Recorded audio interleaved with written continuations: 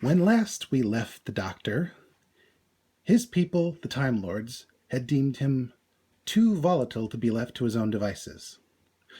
So, while they agreed he could do some good, he had to stay in one place, in one time, without the aid of the TARDIS.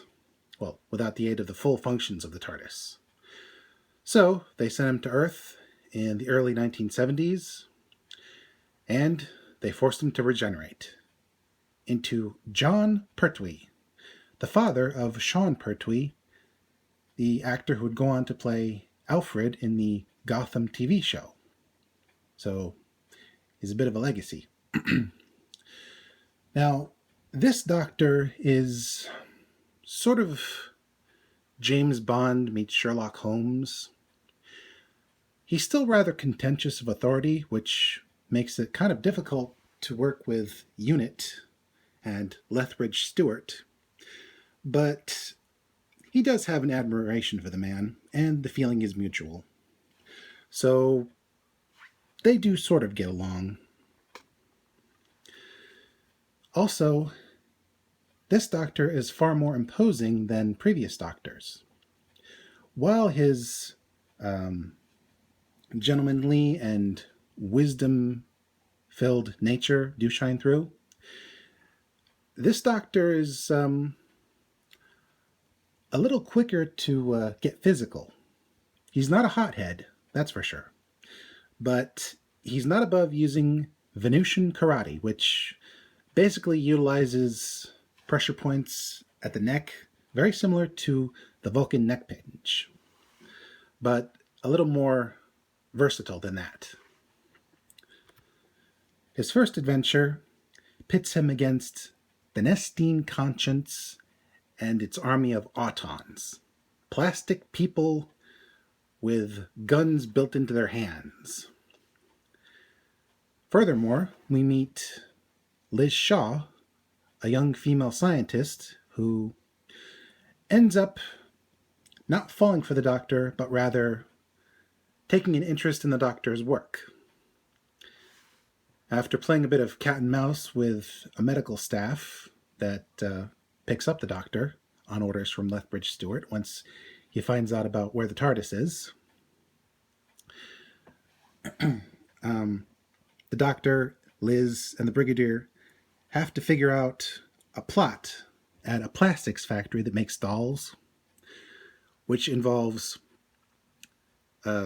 simulated humans who were slowly but surely taking the place of people in power.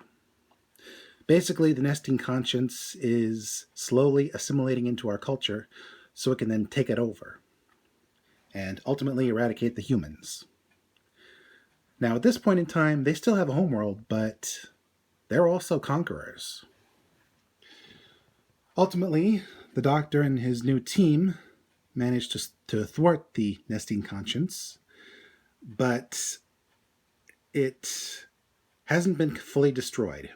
Only a small facet of it, and the whole consciousness is telepathic, so rest assured they've been set back, but they haven't been defeated. Next, the Doctor investigates strange goings-on at a power plant which promises new types of energy, but unfortunately they accidentally woke up a race of lizard people who honestly look more like fish, who evolved before humans, and in fact hunted the early apes that humans would become for sport. These creatures come from the Silurian age and were so dubbed Silurians by the Doctor. Now, some of the Silurians realize that humans are no longer the dull creature or the dim bulb creatures that were once hunted for sport. They now have a culture and are quite civilized, unless provoked. So some Silurians are open to the idea of working together and coexisting.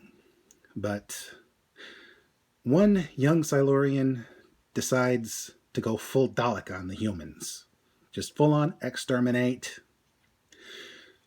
And unfortunately, he kills the one guy who was willing to listen to the doctor, that is. And what's worse, the Silurians have a small theropod dinosaur with very sharp teeth as a sort of watchdog.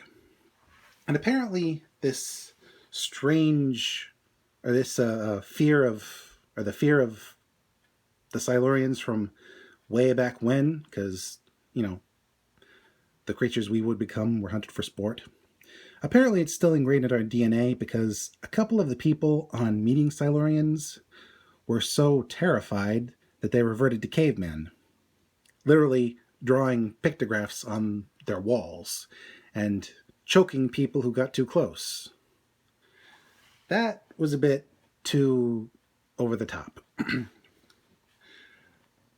Also, this serial and the serial before it, they dragged a bit. I think 1 or 2 episodes could have been cut, and it would have flowed a little better if the big reveal of what's going on happened sooner. Anyway, back to the story. Ultimately, the hostile Silurians were convinced that the nuclear reactor that was part of the project that woke them up was going to go critical. So they went back to sleep for 50 years, except for the head Silurian, the young one, who found out that it was all a trick. And ultimately, he and his kind were sealed in a cave with explosives set by the Brigadier. And the doctor didn't really feel good about this because, in all likelihood, a lot of Silurians, if not all of them, were destroyed in the explosion. Even though they were all put to sleep, Lethbridge Stewart decided, it would probably be best to stop them once and for all. But I have a funny feeling that some of them survived. Because, like I said, the sleep machines that put them into their comas in the first place, see, originally they thought another planet was headed towards Earth, so they went into stasis to ride it out. Turns out it was just the moon. So they weren't around when the asteroid hit and took out the dinosaurs. Anywho, so yeah, they went to sleep for 50 years, and this took place in 1970. I did the numbers, and according to my calculations, they were supposed to wake up at the beginning of 2020. Factor in them using a disease to try and wipe out humanity, and this year just keeps getting better and better. Seriously. Anyway, Silurians aside, next, the Doctor meets the Ambassadors of Death. A Mars mission is returning, but there's no contact with the space capsule, so some people are brought up to retrieve the astronauts.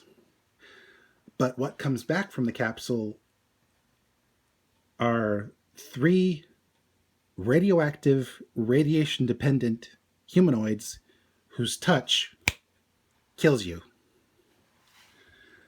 in a very bad special effect.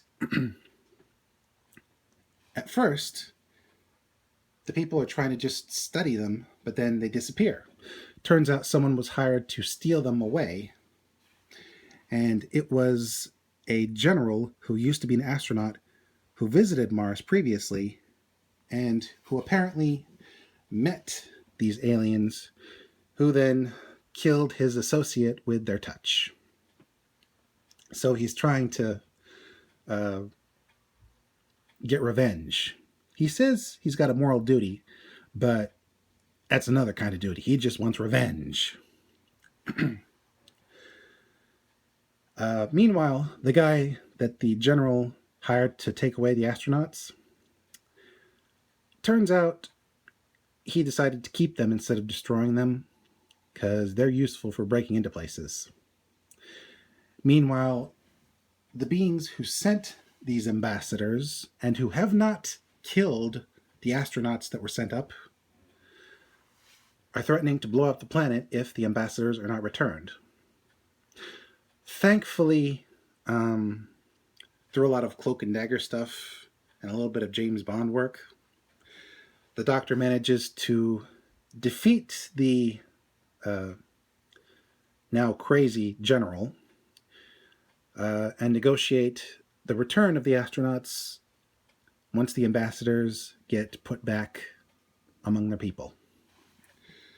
Now, at first I thought, with these creatures being radioactive and dependent on radiation, they could be some sort of Dalek. But no, they're just another species that requires radiation.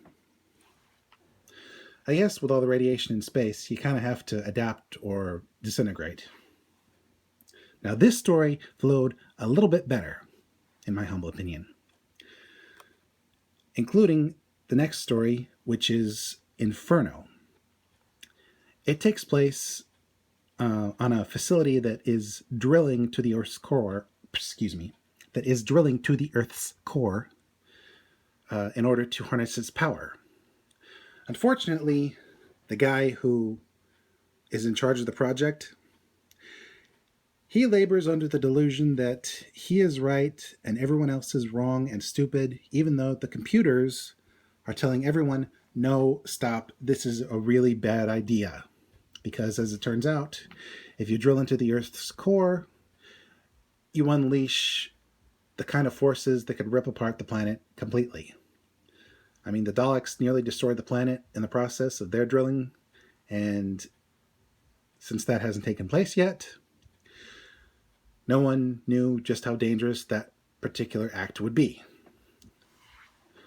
Meanwhile, the Doctor, trying to get the TARDIS console working again, accidentally gets sucked into a parallel universe that is more 1984-ish, as in George Orwell's 1984, than he cares to see. And everyone is fairly different. The Brigadier is a party stooge. Liz is a military...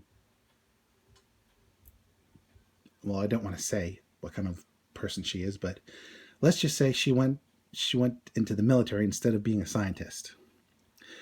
And one of the Brigadier's soldiers, Benton, who's generally sweet, in this world, he is just a total thug. Meanwhile, there are signs posted everywhere saying, "Unity is strength," with pictures of this Donald Sutherland-looking guy.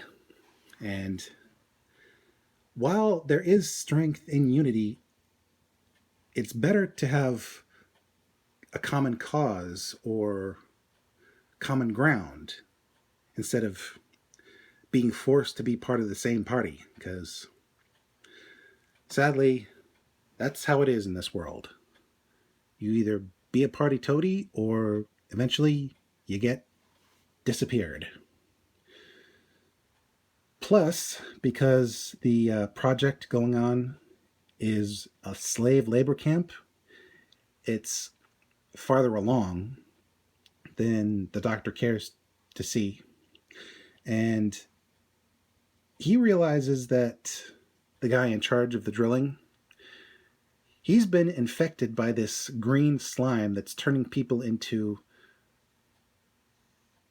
walking furnace zombie werewolf type creatures that could be scary under the right circumstances. They're definitely hard to destroy unless you know how to take them out with cold, because bullets, they really don't work. Not as effectively as the cold. Unfortunately, in both universes, the guy in charge is far too eager to drill baby drill, and slowly turning into a werewolf zombie. And that's made him doubly dangerous. Meanwhile, everyone around him is telling him, stop, no, this is a bad idea. Even in the other world. And sadly, the Doctor has to deal with semi to fully evil counterparts of all his friends. And he's too late to save any of them, because eventually the planet's crust is pierced and the whole thing goes kerblooey. And the Doctor, barely able to escape, is forced to leave those people behind to be destroyed by the forces of the planet ripping itself apart. Because if he were to take them with him, it would cause a paradox. Luckily, he was able to stop the drilling in time in his world, because there have been setbacks there. And since the guy in charge of the project gets turned into a werewolf completely, he gets overruled. And the project is abandoned. Now, when he was in our world, the Doctor sort of had a contentious relationship with the Brigadier, who insists that the Doctor stick around and help do stuff, even though the Doctor just wants to leave, which he tries to do with the TARDIS console, and ends up in a junk heap and humbly requesting the Brigadier send some guys to help him get the TARDIS console out. And that is the end of the first season of the Pertwee era of Doctor Who. It's going to take a while for me to get a hold of the next season, because it's coming out on Blu-ray with improved special effects. Not too much improved. It's not like a Star Wars thing. It's just a tweak here and there to shore up the only weaknesses in certain episodes. Until we meet again, this is Mr. J signing out and reminding you, always trust the Brigadier, never trust the Master, and the Doctor knows how to gauge a person's character because of the people he hangs out with. You know what? I'm just going to leave that there. I really got to work on these outros.